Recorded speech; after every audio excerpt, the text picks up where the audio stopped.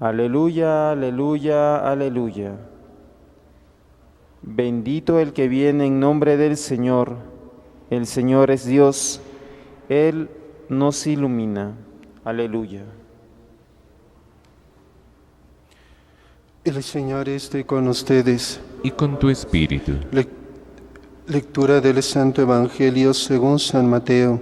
Gloria a ti, Señor. En aquel tiempo dijo Jesús a sus apóstoles: No os fiéis de la gente, porque os entregarán a los tribunales, os azotarán en las sinagogas y os harán comparecer ante gobernadores y reyes por mi causa. Así daréis testimonio ante ellos y ante los gentiles. Cuando os arresten, no os preocupéis de lo que vais a decir o de cómo lo diréis. En su momento se os sugerirá lo que tenéis que decir. No seréis vosotros los que habléis, el Espíritu de vuestro Padre hablará por vosotros. Los hermanos se entregarán a sus hermanos para que los maten, los padres a los hijos. Se rebelarán los hijos contra sus padres y los matarán. Todos os odiarán por mi nombre. El que persevere hasta el final se salvará. Palabra del Señor. Gloria a ti, Señor Jesús.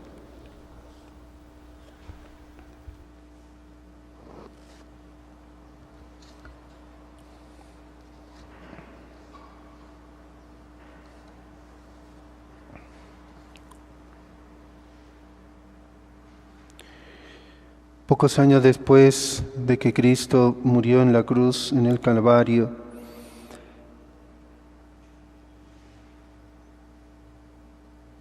y ya había obviamente resucitado, se iban agregando más y más creyentes al Señor, dice el libro de los Hechos de los Apóstoles. Multitud de hombres y mujeres.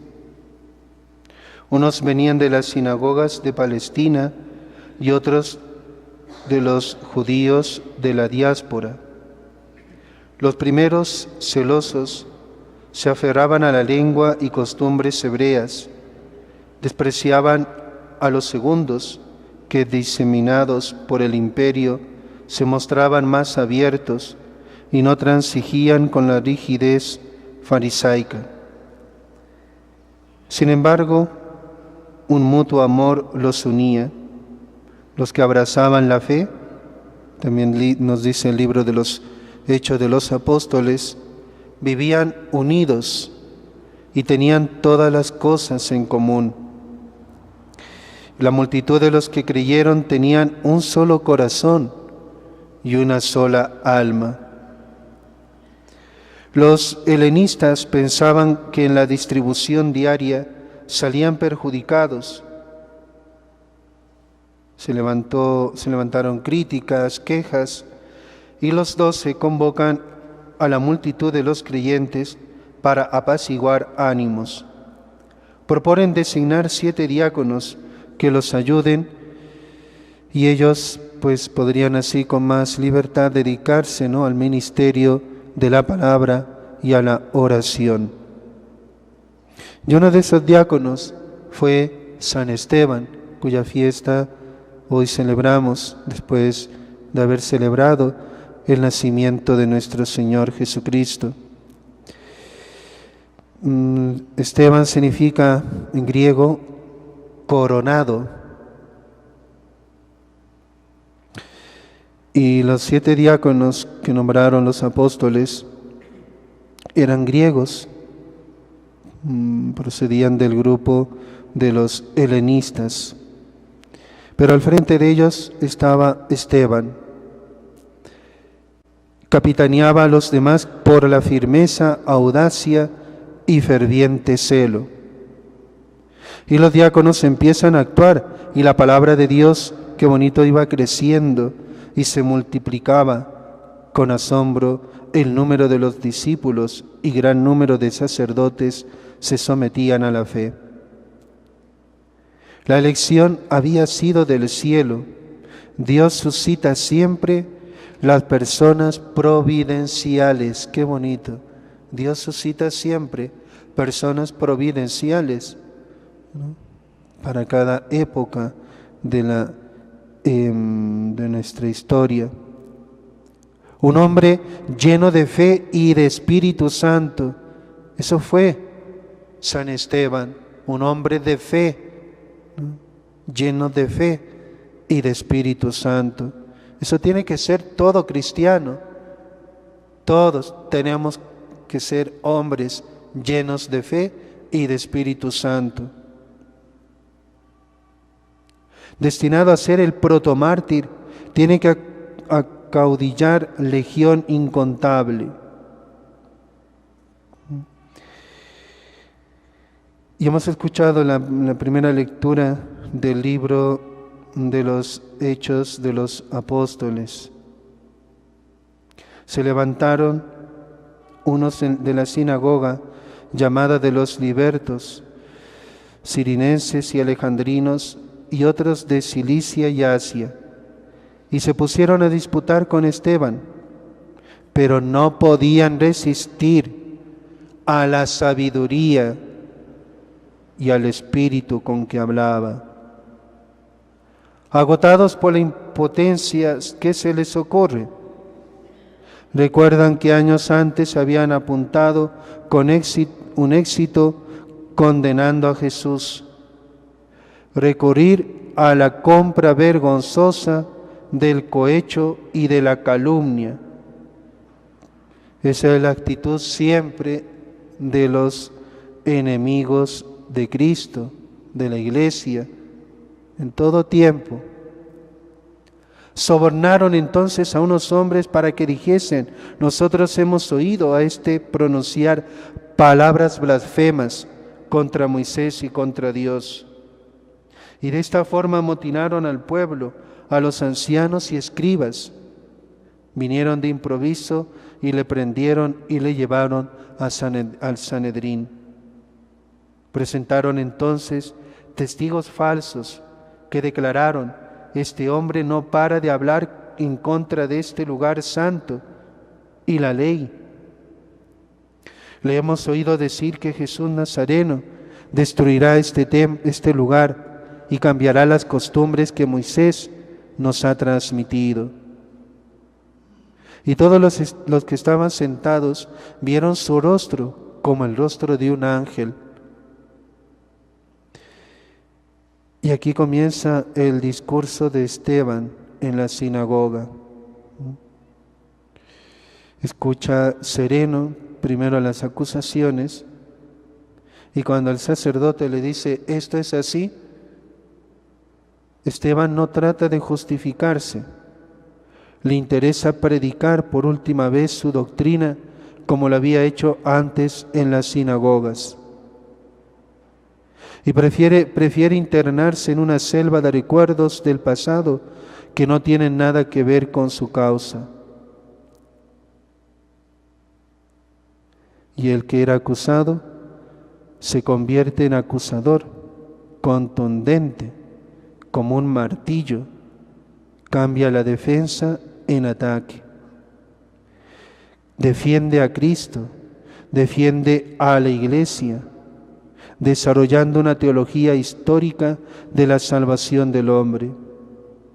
Destaca con énfasis progresivo la rebeldía de Israel, sirviéndose de una síntesis sumaria de su historia, en especial en sus dos primeras épocas, patriarcal y mosaica.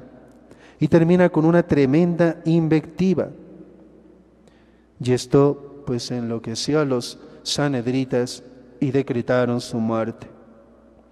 La tesis latente del discurso es que Israel se rebela siempre contra los enviados de Dios.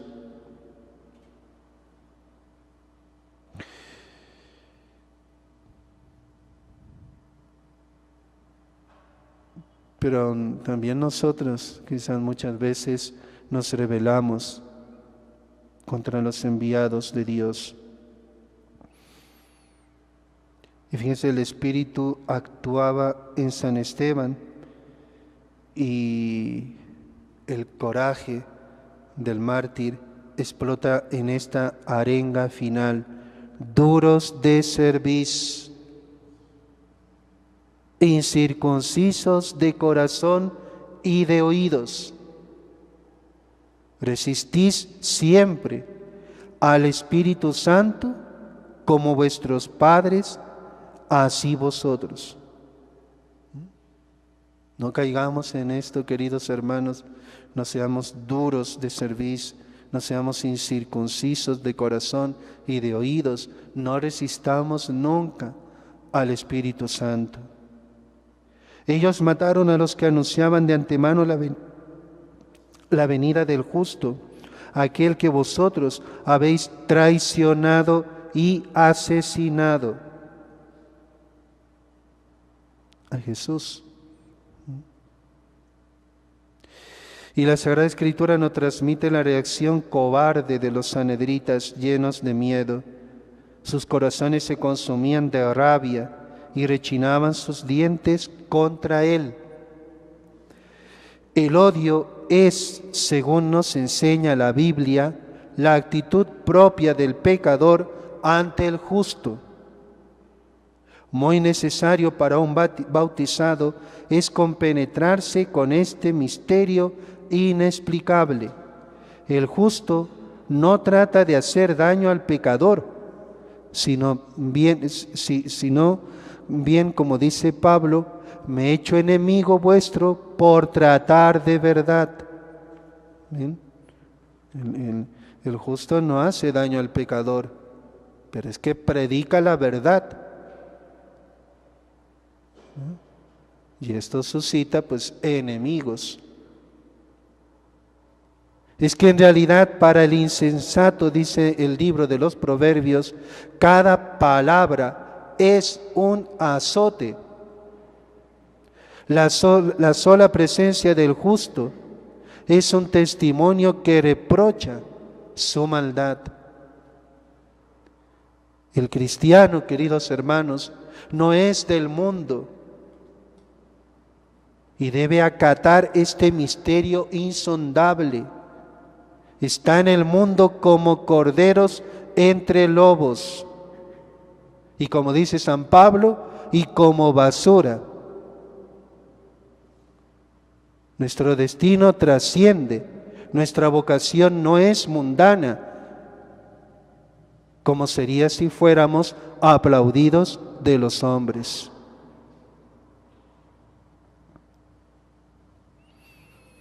Y Esteban, lleno del Espíritu Santo, miró fijamente el cielo, vio la gloria de Dios y a Jesús que estaba en pie a la diestra de Dios, y a Jesús. Vio la gloria de Dios y a Jesús que estaba en pie a la diestra de Dios, y dijo: estoy viendo los cielos abiertos y al Hijo del Hombre que está en pie a la diestra de Dios. No pudo decir más. Un clamoreo salvaje se levantó de los sanhedritas. Una manada de lobos aullaban en uno de esos accesos de furia que solo el Oriente conoce. Blasfemia imperdonable, pensaron frenéticos los judíos. Gritando fuertemente se taparon los oídos y se precipitaron todos a una sobre él. El Evangelio de Cristo, qué bonito, es forja de mártires, va a decir San Cipriano. Y lo que parecía blasfemia a los judíos se convierte en solaz para el cristiano cuando le llega el instante de dar el paso definitivo. Ve también los cielos abiertos y a Jesús que se levanta para asociarlo a su gloria. Preguntaba San Ambrosio, muy bonito, ¿por qué Esteban ve a Jesús puesto en pie? Y decía, es para contemplar el combate de su atleta, aguerrido. Se levanta para ver el triunfo de su adalid. Su victoria es para Cristo su propia victoria. Se yergue y se inclina a la tierra para estar más dispuesto a coronar a cada uno después de la lucha. No temamos, queridos hermanos, la lucha, el esfuerzo que supone ser cristianos de verdad. En el proceso, como en la muerte del mártir, descubrimos semejanzas con el Divino Maestro. Ambos son acusados de pisotear la ley. Los dos emplean casi las mismas palabras para denunciar la hipocresía de los fariseos. Uno y otro mueren fuera de Jerusalén, perdonando y orando por sus verdugos. Puesto de rodillas, clamó con fuerte voz: Señor, no les imputes este pecado. Y dicho esto, murió. Fíjese qué es lo que hemos pedido en la oración colecta, algo que deberíamos pensar mucho, ¿no? Y tenerlo en cuenta. Hemos pedido la gracia de imitar a San Esteban en amar a nuestros enemigos y saber orar por nuestros perseguidores.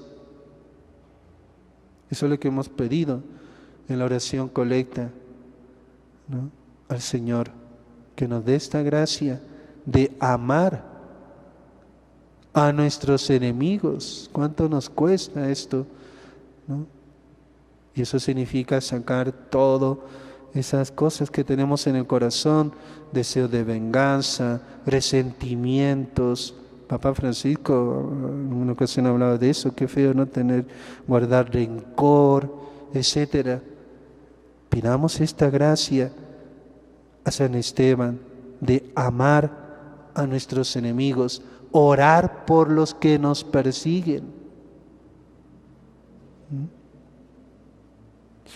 Y precisamente Esteban estaba ahí orando por ellos y orando quizás sobre todo por uno que estaba ahí, que hemos escuchado, ¿no? Tiraban sus mantos para poder apedrearlo con más facilidad y los ponían al pie de un joven llamado Saulo. Ahí estaba Saulo, que después se convertirá en San Pablo. Qué bonito, gracias a la oración que hacía Esteban por sus perseguidores.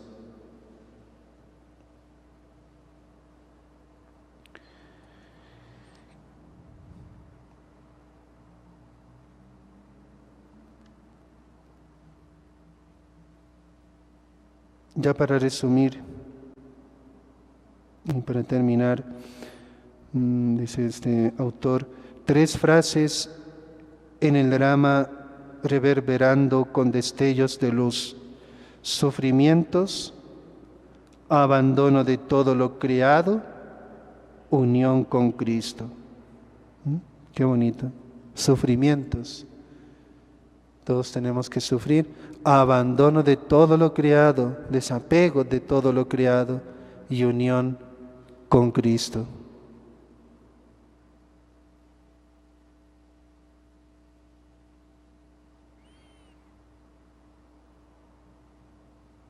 Pues pidamos a este protomártir, a San Esteban, que nos dé esa valentía que él tuvo, esa valentía de vivir, ¿no?, su cristianismo, que seamos cristianos de verdad, y esa gracia de amar a nuestros enemigos, de orar por los que nos persiguen.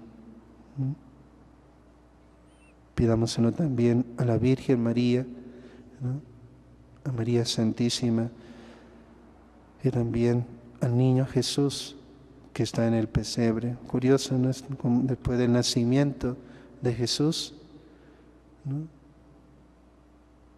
celebramos la muerte el martirio de un santo. Dentro de 2 días el martirio de otros santos pequeñitos, los santos inocentes. Es un misterio, el misterio del nacimiento de Jesús. Por eso hay bonitas imágenes. He visto algunas imágenes. El niño Jesús ya está en unas estampas, lo ponen está con la cruz atrás. Es el misterio. El niño Jesús, qué bonita una imagen, el niño Jesús está abrazando la cruz. Nada más, queridos hermanos, vamos a continuar con la Santa Misa.